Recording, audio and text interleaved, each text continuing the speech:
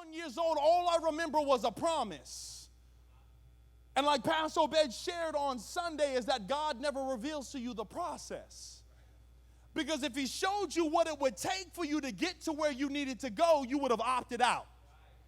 You can sound as holy as you want to, but if God says you're going to be betrayed, you're going to be hurt, you're going to lose everything here, this person's going to turn their back on you, you're going to feel forsaken here, a little bout of depression is going to hit you right over here, and then you're going to do this, but then you're going to end up where I'm calling you to be, you would not say, yes, God, I'll go.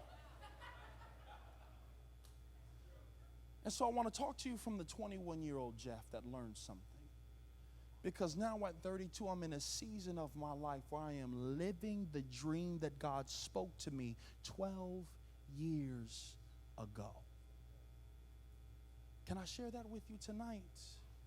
Dave Willis had a statement that says it like this. He says, faith is a choice, not a feeling. So let's just get that right out the door right now. Faith is a choice. It is not a feeling. Following your calling and your purpose and your destiny is not for the faint of heart. Faith is a choice, not a feeling. Trust God even when life doesn't make sense. Faith is a choice. When everything is going wrong, you have to choose faith. When people around you seem like they're leaving, you have to choose faith. When it doesn't make sense and everything around you doesn't seem like your situation is going to change, you have to choose faith. You don't feel faith, you choose faith. And when you choose faith, your feelings follow faith. Are you following me? I'm just warming up a little bit because I want you to catch this. There are 5 principles that I've learned about this journey in following God, because the reality is we talk about I'm going to worship you, I'm going to praise you. If the stars were made to worship, so will I. Well, isn't it hard to worship a God where you can't understand what he's doing? So I want to give you the first point. The first thing you have to understand is that when you're following God, it's unorthodox. It's unorthodox. To be unorthodox means that you're going against tradition, you're going against family, and you're going against the status quo of how things are normally done. When God calls you into a place of your destiny and your future, if you want it to look like Susie next door to you, you're going to be in for a rude awakening. Because Susie's journey was for Susie's blessing. And the challenge for many of us is when God calls us to a place of faith, when God calls you to a place of starting your business, when God calls you to a place of renewing your family, when God calls you to a place of going to school, when God calls you to a place of building your home, when God calls you to a place of expanding your business, many times it does not make sense and it's unorthodox. I remember when I started off in ministry, they said to me, well, you know, Jeff, I just want to let you know that you can't do full-time ministry. You're going to need a little side hustle because nobody's ever able to do that. The challenge is what God told me was to wake up every morning and train and prepare yourself. And so I did it. And people would throw scriptures at me like, well, you know, a man who doesn't work doesn't eat. You have a family. How could you be so selfish as to pursue a dream? And my response to him was, how could I be so selfish as not to? As a matter of fact, who are you to define what my work is? And there's many of us, we just got to get over the fact that when God is going to do something that's never been done before in your life, He will cause you to do something that is unorthodox. He will cause you to do something that somebody has never done before. Your family won't agree with. Your husband or your wife may not agree with it. Your children at first may not agree with it. But when God tells you to do something, it will match up. And this is where we got to get out of the box of being scared to do something that nobody else is wanting to do. It didn't make sense that somebody who went to prison and got kicked out of seminary would still feel called to ministry. Hello. It doesn't make sense. But if you don't get over the fact that it's not orthodox, it is unorthodox. Let me bring in the Bible so you understand this. In Genesis 12, one of the verses we talked about, God says to Abram, look at this. Now the Lord had said to Abram, get out of your country, from your family and from your father's house to a land that I will show you. Let me clarify this for you. That was an unorthodox statement because Abram wasn't broke. Abram didn't have nothing. It's easy to leave something when you have nothing there. It's easy to leave people when you have no roots. It's easy to leave a job where you're not promoted and you're not cushy and you're not safe. It's easy to leave that. But here God says to Abram, get up and leave everything you know. Get up and leave your land. Leave everything you've been familiar with to a land that you do not know. Leave your family and leave your friends. Leave everything under your father's house because I am taking you to a land that I will show you. He says, I will make you a great nation, and I will bless you and make your name great, and you shall be a what? Blessing. That's unorthodox. God, you gonna ask me to leave everything that I've built over here to go pursue something that I don't even know?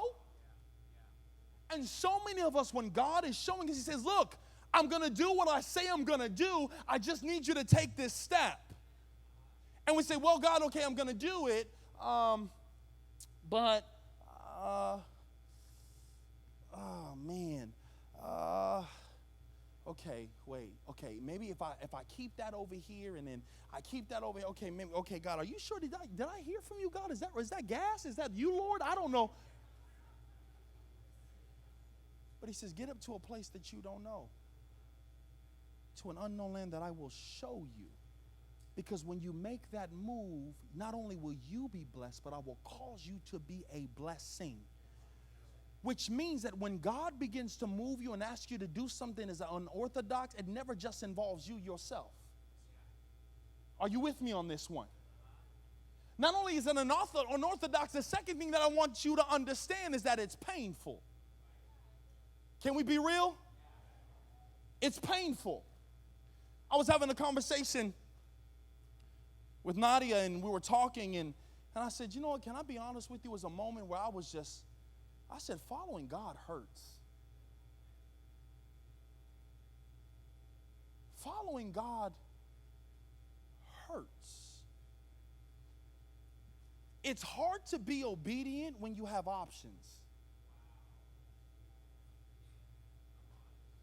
See, it's not hard to be obedient when you have no other option. When I was in my prison cell, there wasn't much option. But it wasn't until I got out and I had every other option to choose something other than what God was telling me that it became obedience. And I said to her, it was painful. See, everybody's like, God, I'll follow you to the ends of the earth. And God, I'll go where you want me to go. And then all of a sudden, God causes you to make a move that causes a pain inside of you. See, this is where we miss out on the calling that God has for us because at the first sight of pain, we quit. I love how Tony Robbins says like this. He says, the problem with most people is they believe they shouldn't have them. The problem with most people is that they believe they shouldn't have them, meaning problems. Hello? We have mistaken growth for a day at the spa. So that when I'm fighting for my marriage, at the first sight of pain, I quit because it's not supposed to feel like this. God, you mean to tell me that I'm going to go and start something that's never been started before and I have to work hard? It requires pain. Because what pain has the ability to do is it builds up a threshold in your body so that when the weight of your promise is on you, you're strong enough to push it up off of you. Your growth will require pain, and if you aren't accustomed to the pain and you don't understand, there's a pain of regret and there's a pain of growth. You're going to go through one of them. So I would rather go through the pain of growth than go through the pain of regret. To get here for me was painful. When people told me, hey, do you know what you could be doing, Jeff? Jeff, you know that you could be traveling the world and you know you could be doing, but you moving all the way out to Lithuania? Coachella Valley?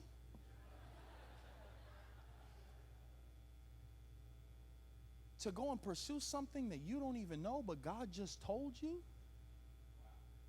James 1:4 says it like this: my brethren, count it all joy when you fall into various trials.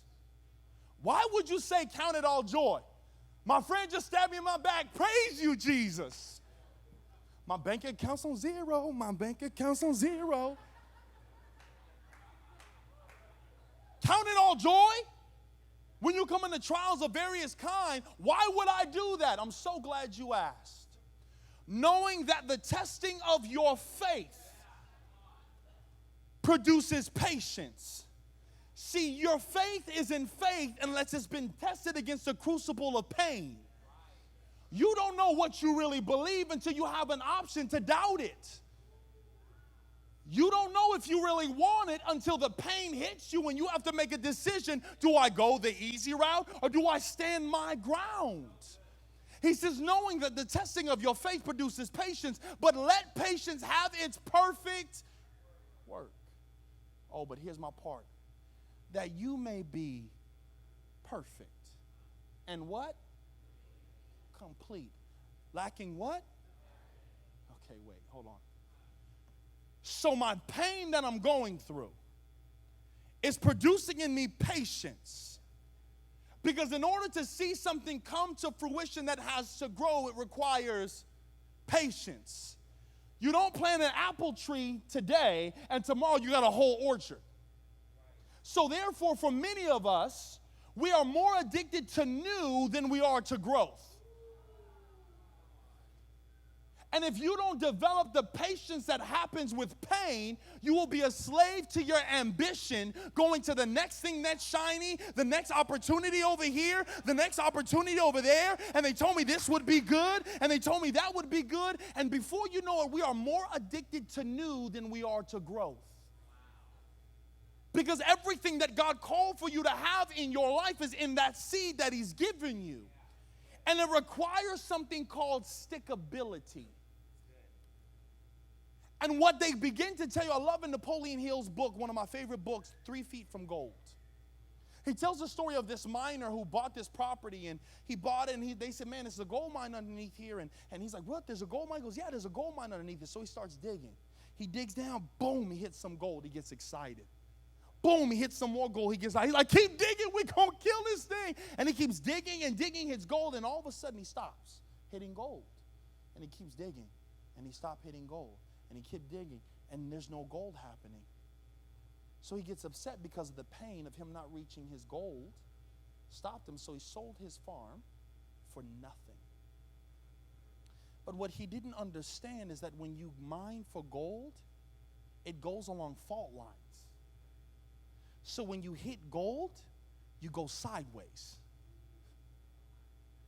But because he didn't have any stickability, he walked away from the place that God had destined for him because his pain threshold was low. See, everybody wants the light, but the light is hot. Everybody wants to be in front. I want to be a leader. I want to do this. I want to do that. But guess what? When you're the leader, you get shot first.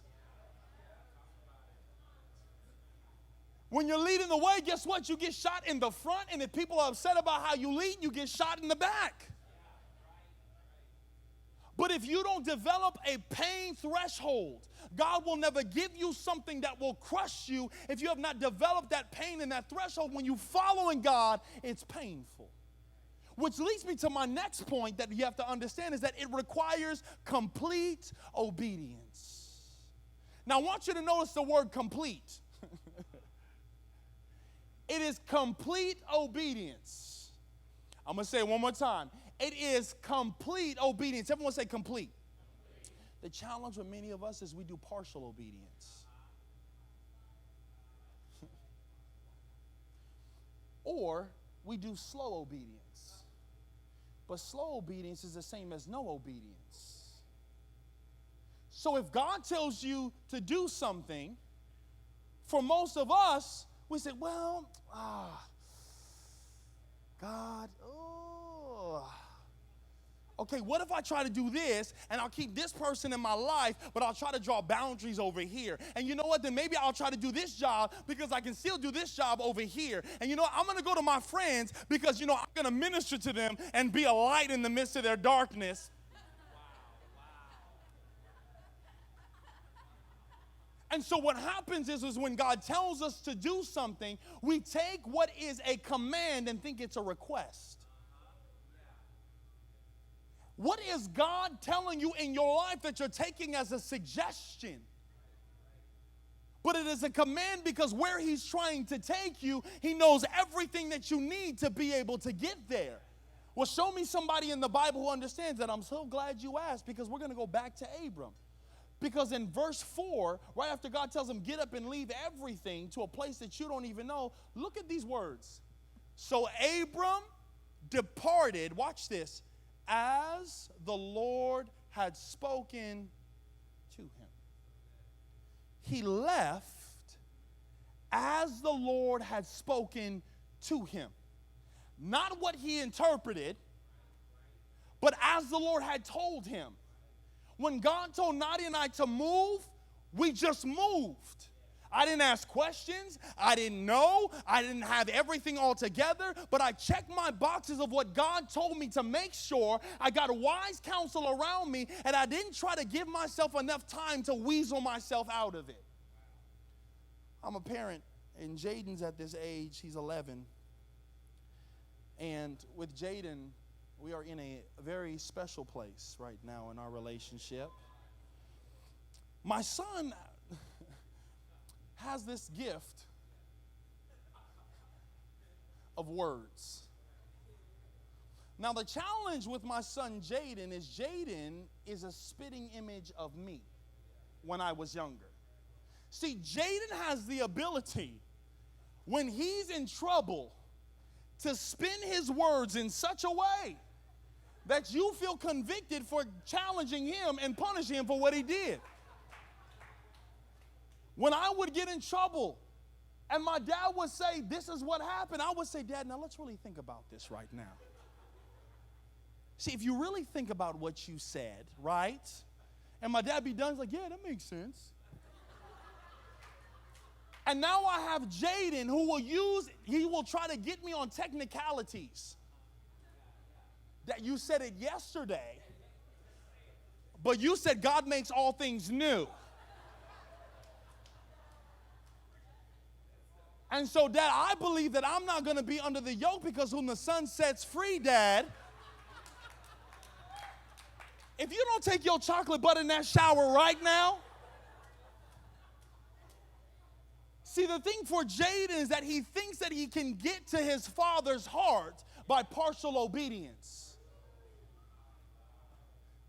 And how many of us think that we can twist and tweak our way into the Father's heart by partial obedience and get a full reward? And in me understanding to get to where I needed to be, God says, I don't need part of you, I need all of you. I don't need part of your obedience, I need all of your obedience. I don't need part of your trust, I need all of your trust. I don't need part of your heart, I need all of your heart. I don't need half of your effort, I need all of your effort. It is complete obedience. Complete. Where are the areas of your life that you think it's okay for you to give God half? I heard a message that Kanye West preached. It was actually biblically accurate. You got to see it, Rabbi. But last Sunday he asked a question. He says, how can God do the most, but you give him the least? How could Jesus do the most, but you give him the least? How could Jesus give all of himself in complete obedience to our Heavenly Father, and you give less than? How does God say, I've got a full blessing for you, but we give him partial obedience? I'm going to tell you why it's hard for us to be able to be obedient in the season where God is going to break you through, because the fourth point is that it oftentimes looks like subtraction. When God is bringing you to the place of your destiny, I don't know about you, but I was in many places in my walk where it didn't look like what God showed me. My marriage didn't look like what God showed me. I was like,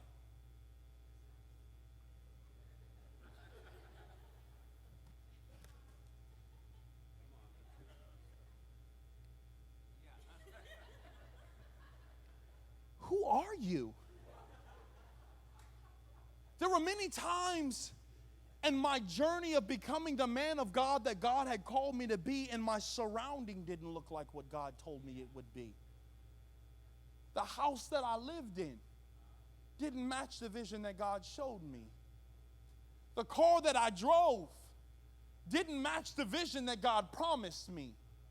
The times that I would wake up in our house and we had no heater, so we had these small little heaters, and I had me and the kids and Nadia surrounded by one little heater, and we would take turns trying to be warm because where I was at didn't match what God has shown me. But he says, I know the plans I have for you. And I said, God, it would be real great if you would show up right about now. But I had to understand something in my life about this process, is that oftentimes when God is preparing you for your future and moving you forward, it looks like subtraction. Look at what Abraham had to go through. It says at this moment they're arguing and they're going through this moment, and now Lot is with Abraham, who was Abram, and he takes him along with him, but God gave Abram the promise. God gives Abram the promise. Lot is coming along with him, and Lot is just tagging along. And they get to a place where they come into this land that God says, this is the land that you're supposed to be. And Abram and Lot start arguing because all of their sheep and all of their herds that they had was too much. And they're arguing like, there's not enough space. Well, you taking my space. Well, you're taking my space. And all of a sudden, Abram says, look, I don't want to argue with you. Why don't you pick where you want to go? If you say left, I'm going to go right. You say right, I'm going to go left. Just choose, because I can't argue. And look at what Lot does. And Lot lifted his eyes and saw all the plain of Jordan, that it was well watered everywhere before the Lord destroyed Sodom and Gomorrah. Like the garden of the Lord, like the land of Egypt, as you go towards Zoar. Then Lot chose for himself all the plain of Jordan, and Lot journeyed east, and they separated from each other. I don't know about y'all, but I don't know how holy you got to be. But I would have been highly upset if God gave me the promise and the person who said, hey, can I come along with you, starts arguing with you, and then the land that you thought was supposed to be yours ends up being the land that they take. In your journey, there will be moments where you will watch people who you brought along with you take a promise that you thought was supposed to be yours. Get in a house that you thought was supposed to be yours. Marry the person that you thought you were supposed to marry. Get kids like the ones that you thought you were supposed to get. And God gave you a promise, and you started this journey, and it looks like you're in a worse place than the person who did you wrong. You're in a worse place than the person who hurt your heart, and yet you still got to go forward, and it looks like their life is exploding, and it looks like everything is great. But God, what about me? The journey that you put me on, it looks like I'm in subtraction right now. Where is this exceeding and abundant life? It looks like subtraction. It looks like God forgot, but look at what the Lord says to him. And the Lord said to Abram, after Lot had separated from him, there's that subtraction. Lift your eyes now and look from the place where you are, northward, southward, eastward, and westward. For all the land which you see, I give to you, and for your descendants. Where Lot settled for now, God says, I will give you something forever. And some of us are crying over milk that was just one little cup, when God says, I'm giving you a whole entire cow so that you'll never run out of it. You're crying because you think they took one blessing, but God says, I've got multiple blessings that will never run out of your life. What looks like subtraction is actually your setup for your multiplication. And this is what he understood, because as I close, this is my last and final point, and I'll have the worship team come up.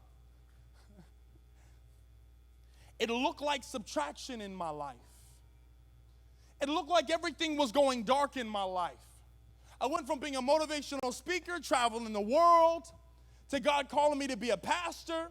And so we move and we take a cut in the salary. And then we take the cut from that salary to go launch this church. And then the church gets pulled from us. And then the church gets pulled from us. So we go from leading our own church to now coming on staff for a church. Do you know how many people spoke to me and said, "What have you done wrong in your life?" "You're going backwards," they said to me. They said to me, "Jeff, it doesn't make sense where you're going. Why does it look like you're going backwards, but you're saying God wants to bring you forward?" And then I learned something about God that is so pivotal, and I want you to understand this. God does not play checkers. God plays chess. Because in chess, you have to move back in order to be able to move forward.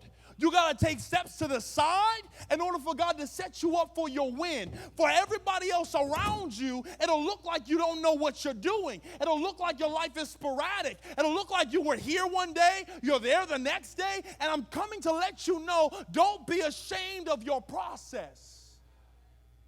Don't be afraid of the place that God has you. Because you understand what God is going to do in your life. It is going to blow your mind, which brings me to my last and final point. Are you ready for it? Everybody say, "I'm ready for it." When it comes, it will speak for itself. When the dream comes into your life, it will speak for itself. When Abram did all of these moves and all of these steps, it didn't make sense. But he got to a place in his life that he began to trust God, because he who began a good work is faithful to complete that work in Christ Jesus. Abram didn't know that when his name became Abraham, the father of many nations, that 2,000 years later in the book of Hebrews, somebody would write something about him, and it looks like this. Now, faith is the substance of things hoped for, the evidence of things not seen. By what? Faith. Abraham did what? Obeyed. When he was called to go out to the place which he would receive as an inheritance, and he went out, look at this, not knowing where he was going. As the worship team comes out, I want you to understand this, that God will take you to a place where you don't know where you're going. God will move you to a place where you don't have all the pieces together. God will move you to a place in your marriage, for your business, for your expansion, for your school, and it will not make sense, and you won't know what it will look like. You don't know who's going to stay. You don't know who's going to leave. But if God gave you the word, if God spoke to you, stay your course. Why? Because here's my last point. Watch this. Here it is. Here it is. I want you to get this in your spirit. By faith, he dwelt in the land of the promise as in the foreign country, dwelling in tents with Isaac, Jacob, and heirs with him in the same promise. For he waited for the city which foundation, whose builder and maker is who? God. Do you know who built your promise? It was God. Do you know who said that you could have a new life? It was God. Do you know who said that you can expand your business? It was God. It wasn't your mom. It wasn't your dad. It wasn't your background. It wasn't your finances. It wasn't your schooling. It wasn't your height. It wasn't your color. It wasn't your width. It wasn't your clothes. It wasn't your car. It wasn't your house. Who made that promise with you? It was God. But look what it says right here. Watch, watch, watch. Habakkuk 2:3 says this. No, everybody stand to your feet, because we're going to change our position. For the vision is yet for an appointed time. Everyone say an appointed time. But at the end, it will what? It'll speak. And it will what? Not lie. Here's the part right here I want you to catch. Though it tarries, wait for it. I want you to catch this. Please hear me. Though it tarry, wait for it. Though it's delayed, wait for it. That word wait doesn't mean you're sitting there and saying, God, when is this going to come? God, I know you're going to have it. That word is the word wait. Though that vision tarry, wait on it. In other words, you are positioning yourself for the blessing that you believe God for. You are positioning your mind. You're positioning yourself. You're positioning your heart. You're positioning your business. You're positioning your finance to be able to get what God has for you. Watch this, watch this. Watch this, because we're going to sing this song right here. Watch this. Though the vision tarries, wait for it. Because it doesn't say it might come. It doesn't say there's a probability it might come. It doesn't say that maybe, hopefully, there's a chance. I don't know. It depends on the economy. It says, though it tarry, wait for it, because it will surely come. It won't wait and won't hold up. What God has for you is for you. What God has for your family is for your family. Will you position your heart, position your mind, position your spirit to get what God has? Because if God did it once, God will do it again. He's the God that will move mountains. He's the God that will raise your faith. He's the God that will move doors. He's the God that will pick you up. He's the God that will move you forward. If God did it once, He'll do it again. So we're going to sing this part right here. I see you move, and I see you move in mountains, and I want you to position yourself in a place to receive all that God has for you. So let's go into this moment of worship right now. Come on. I see you move. You move. Come on, raise your faith. Raise your faith. I believe I see you do it.